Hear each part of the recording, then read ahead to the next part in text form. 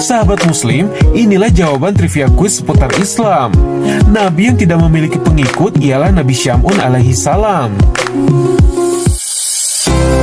Sahabat Muslim, kehidupan bermasyarakat dengan keyakinan yang berbeda-beda sudah ada sejak zaman Rasulullah. Bahkan ketika Rasulullah berhijrah ke Madinah, di sana sudah ada beberapa agama yang sudah terlebih dahulu dipeluk masyarakat setempat. Khususnya di daerah Yastrib yang memiliki masyarakat plural dengan beraneka keyakinan seperti kepercayaan Yahudi, Nasrani, Zoroaster, dan kepercayaan lainnya. Namun sebagai pemimpin negara, Rasulullah dapat menjaga situasi dengan damai yang memberikan keadilan bagi masyarakat di kala itu. Bahkan Rasulullah sendiri memiliki kawan akrab seorang pendeta Yahudi. Di dalam kitab Al-Sirah Al-Nabawiyah disebutkan, nama pendeta tersebut bernama Mukhairik.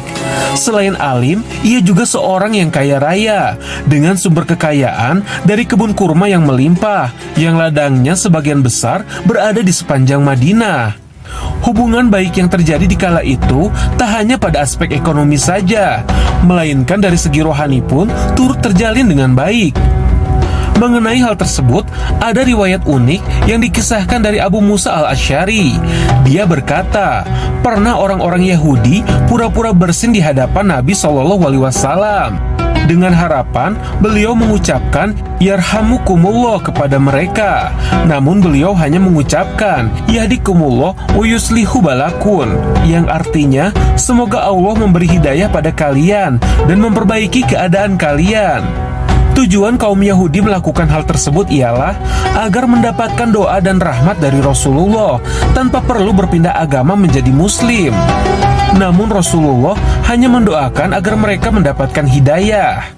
Jika melihat riwayat tersebut tak heran, umat muslim hingga sekarang sangat menjaga perdamaian, khususnya di Indonesia, negara dengan mayoritas umat muslim. Bahkan di Indonesia, para ulama pun turut serta dalam pembentukan negara Indonesia pada saat kemerdekaan. Seperti Kiai Hasyim Asy'ari yang juga pendiri organisasi Islam Nahdlatul Ulama. Lalu ada Kiai Haji Ahmad Dahlan yang merupakan pendiri Muhammadiyah, serta Kiai Haji Wahid Hasyim yang menjadi Menteri Agama pertama kali di Republik Indonesia, dan masih banyak ulama lainnya.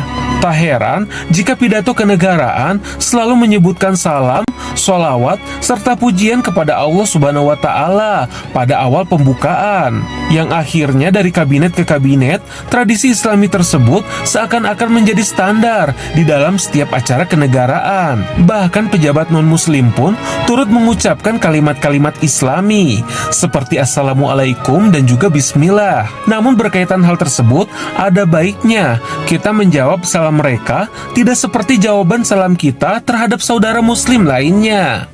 Adapun hal tersebut dikarenakan adanya kesepakatan ulama yang mengharamkan mengucapkan salam terlebih dahulu kepada non-muslim. Oleh karenanya, jika kita mengetahui orang yang mengucapkan salam beragama non-muslim, maka jawaban salamnya ialah dengan mengucapkan waalaikum saja, tanpa diakhiri salam. Hal ini didasarkan pada hadis berikut. Jika seorang ahli kitab, Yahudi dan Nasrani memberi salam pada kalian, maka balaslah dengan ucapan waalaikum. Namun meski kita dilarang mengucapkan salam terlebih dahulu kepada non-muslim, tetapi jika mereka mengucapkan salam terlebih dahulu, kita diwajibkan membalas salam tersebut. Nah sahabat muslim, itulah tata cara menjawab salam dari non-muslim. Lalu bagaimana hukumnya jika seseorang yang bukan muslim mengatakan insya Allah dan sebagainya kepada kaum muslim? Berikut penjelasannya.